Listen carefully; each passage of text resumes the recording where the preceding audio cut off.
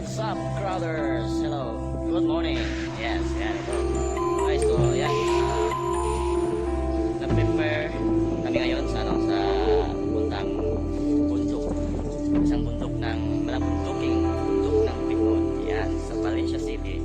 So yan guys, ngayon kasi po nangyayari po sa akin ngayon, talagang binayaan ako gusto ni Crown One.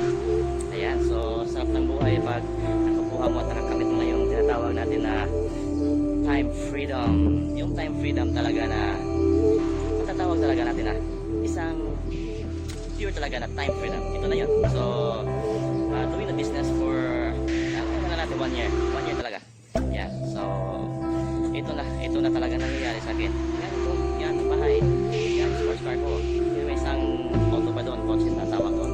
At ngayon, dadali na naman namin ngayon. So papuntang bundok siyempre. Hindi pwede kasi yung kotse, no? So ang gagawin na, ang dadalhin po namin is ito po. Isang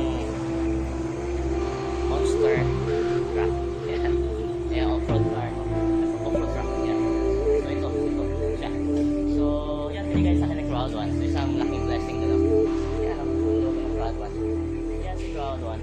Alright, so samahan niyo kami